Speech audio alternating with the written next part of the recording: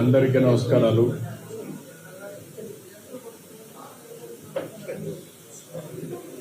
నేను నా జీవితంలో ఎప్పుడు కూడా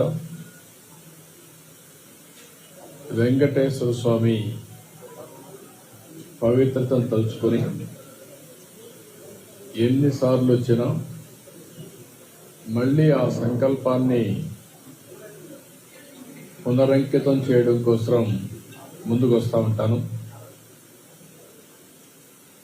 ఈరోజు మా దేవాంశ్ పుట్టినరోజు కూడా, అందుకనే మేము మా ఇంటి కులదైవం వెంకటేశ్వర స్వామి కంపల్సరీగా ఫ్యామిలీ మెంబర్స్కి రావడం వీలైనంత వరకు. అదే మరిగా ఆయన పుట్టినప్పటి నుంచి కూడా అన్నదానం చేయడం ఒక ఆనవాయితీగా పెట్టుకున్నాం. అన్నదానం అనేది ఎన్టీ రామారావు గారు స్టార్ట్ చేశారు. అక్కడి నుంచి ఇంతవరకు కూడా ఎలాంటి ఇబ్బందులు లేకుండా సవ్యంగా జరుగుతూ ఉంది. ఈరోజు ఆయన ప్రారంభించిన ఈ కార్యక్రమానికి 2200 కోట్ల రూపాయల కార్పస్ ఉంది. ప్రతి సంవత్సరం ప్రతిరోజు ఎంతోమంది భక్తులు వచ్చి అన్నదానం ట్రస్ట్కి డొనేట్ చేస్తున్నారు, లేకపోతే ఆ రోజుకి వాళ్ళే విరాళాలు ఇచ్చి నిర్వహించే పరిస్థితికి వచ్చారు. ఇది ఒక మహత్తరమైన కార్యక్రమం.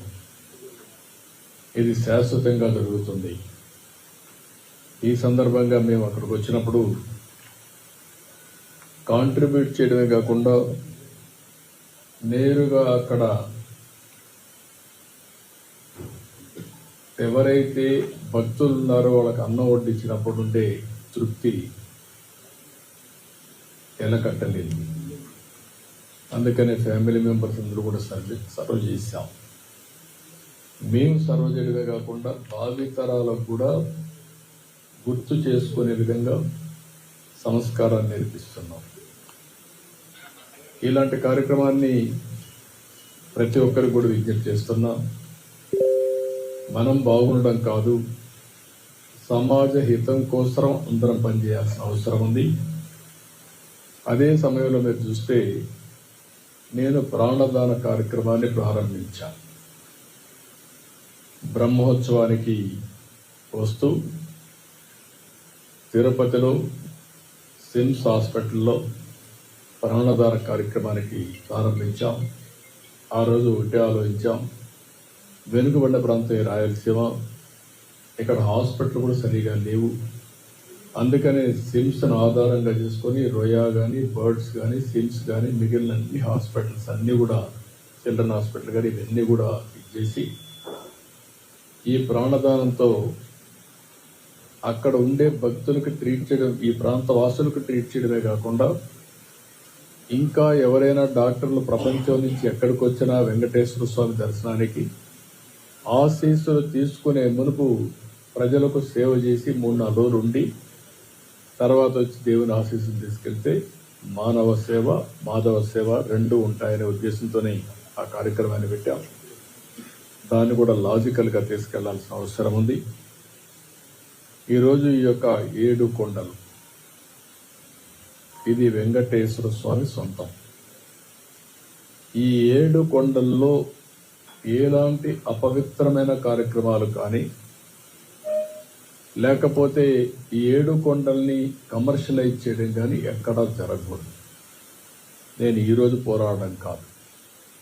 ఒకసారి అసెంబ్లీలో ఇదే మరిగా 7 కొండల్ని 5 కొండలంటే ఎక్కడికి పోయినాయని చెప్పి పెద్ద ఎత్తున పోరాడి అక్కడి నుంచి నేను వెంకటేశ్వర స్వామి మొక్కులు తీర్చుకోవడానికి పాదయాత్రతో కూడా వచ్చి మొక్కులు చెల్లించుకున్నాను. ఎందుకంటే మనలాంటి వాళ్ళు కూడా, అంటే ప్రభావితం చేయగలిగిన వ్యక్తులు కూడా గమ్మునుంటే సమాజానికి చాలా నష్టం జరుగుతుంది.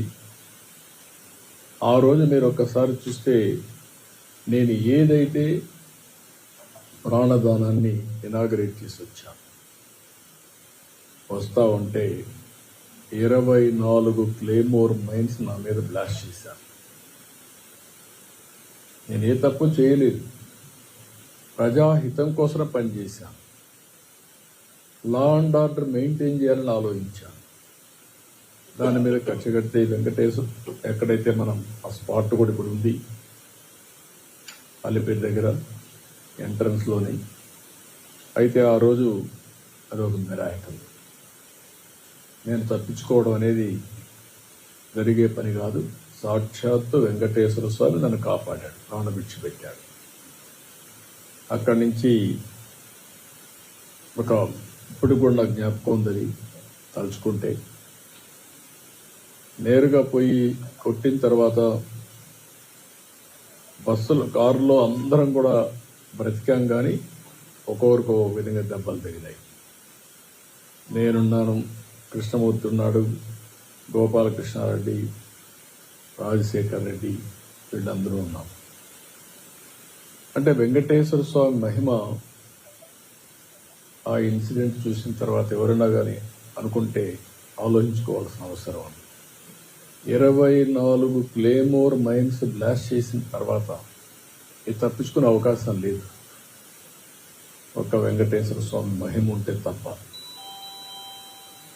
అందుకనే నేను ఎప్పుడు కూడా ప్రతి ఒక్కరికి విజ్ఞప్తి చేస్తూ ఉంటాను, ఇక్కడుండే వ్యక్తులు ఎవరూ అపచారాన్ని చేయొద్దండి.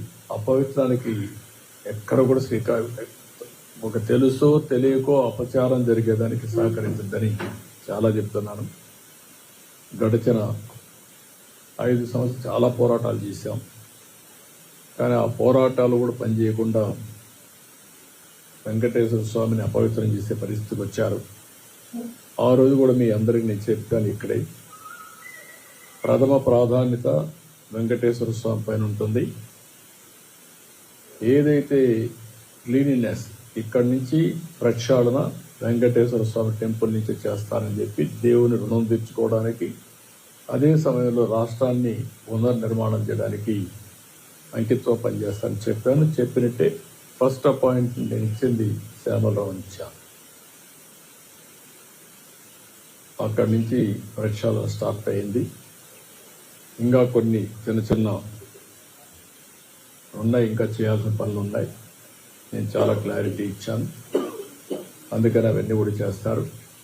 అదే సమయంలో వెంకటేశ్వర స్వామికి సంబంధించి ఎక్కడ కూడా పోయిన ప్రభుత్వాన్ని చూశాను.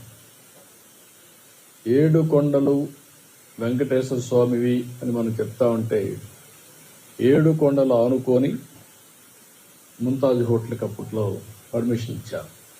ముఖ్యమంత్రి చంద్రబాబు తిరుమలలో కీలక నిర్ణయం వెల్లడించారు.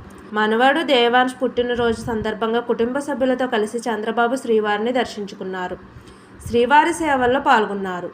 వెంగమామ అన్నదాన వితరణ కేంద్రంలో కుటుంబ సభ్యులతో కలిసి ప్రసాదాలను పంపిణీ చేశారు.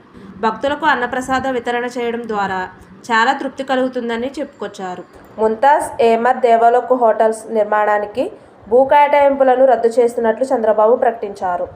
తిరుమలలో చంద్రబాబు ఆసక్తికర అంశాలను ప్రస్తావించారు. తన జీవితంలో వెంకటేశ్వర స్వామి పవిత్రతను తలుచుకుని ముందుకు వస్తున్నానని చెప్పారు. ప్రతి ఏటా అన్నదానందుకు విరాళం అందిస్తున్నామన్నారు. ఎన్టీఆర్ ప్రారంభించిన అన్నదానం ట్రస్ట్కి ఇప్పటి వరకు 2200 కోట్లు విరాళాలు అందాయని సీఎం చంద్రబాబు తెలిపారు. భక్తులకు అన్నప్రసాద వితరణ చేయడం ద్వారా చాలా తృప్తి కలుగుతుందని సీఎం చంద్రబాబు అన్నారు. తిరుమలలోని అన్ని ఆసుపత్రుల ద్వారా రాయలసీమలో ఉండే అందరికీ వైద్యం అందించేలా ఏర్పాటు చేయాలని చెప్పారు.